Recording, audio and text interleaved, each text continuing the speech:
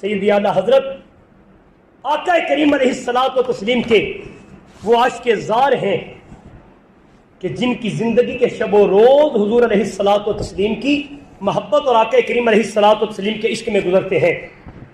عزیزان گرامی قدر، آپ ایسے عاشق رسول ہیں کہ جو بھی بات کی عشق مصطفیٰ میں کی، جو بھی کلام کیا عشق مصطفیٰ میں کیا۔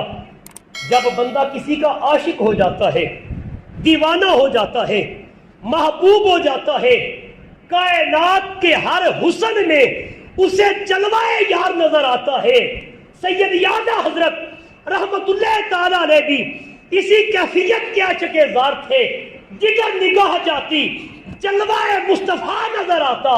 کہا جاتا ہے جب حضرت زلیخا سیدنا یوسف علیہ السلام کے مبارک جلووں میں گم ہو گئیں، تاروں کو دیکھتی تھیں، چہرے مصطفیٰ کی رونق یاد آ جاتی، کھلے ہوئے پھولوں کو دیکھتی تھیں، چہرے سیدنا یوسف کی یاد آ جاتی تھی۔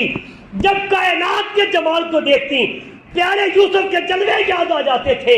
میں نے عرض کیا جو جس کا دیوانہ ہو جائے، کائنات کا جہاں بھی حسن نظر آئے، اسے اپنے محبوب کے حسن کے جلوے نصیب ہو جاتے ہیں۔ شاعر نے بڑے اصیل لہجے میں ترجمانی کی، کہتا ہے جگ میں آ کر ادھر ادھر دیکھا، تو ہی آیا نظر جدھر دیکھا۔ آج حجاج کرام جب حج کے لیے جاتے ہیں، عمرہ کے لیے جاتے ہیں، آب زمزم سے مستفیض ہوتے ہیں۔ وہ آب زمزم جو سیدنا اسماعیل علیہ السلام کی مبارک ایڑیوں کو بوسہ دے کر جاری ہوتا ہے۔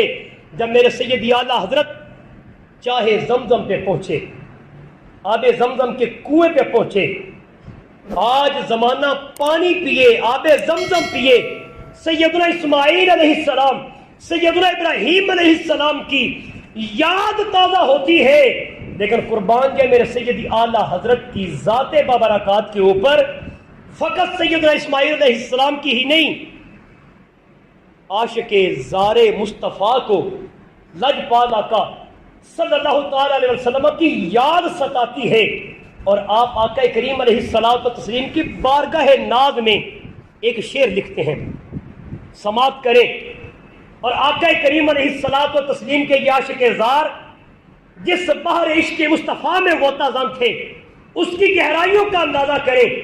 آپ فرماتے ہیں ان کو بے مانگے ملا، ان کو رگڑ کر ایڑیاں، کن کو ان کو بے مانگے ملا، وہ میرے لجپال آقا جن کو کائنات کی ساری کثرت اللہ نے عطا کی۔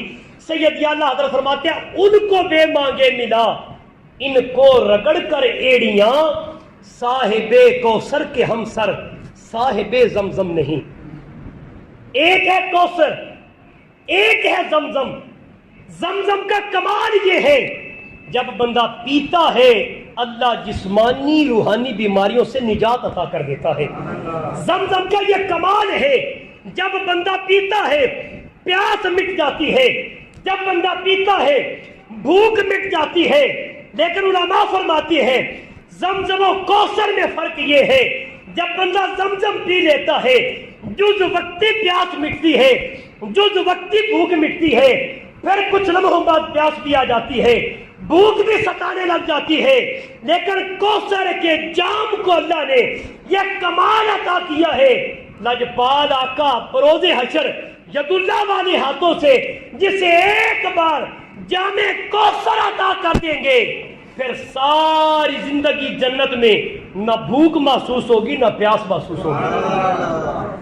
سیدی اعلیٰ حضرت فرماتے ان کو بے مانگے ملا، ان کو رگڑ کر ایڑیاں، صاحب کوثر کے ہم سر صاحب زمزم نہیں۔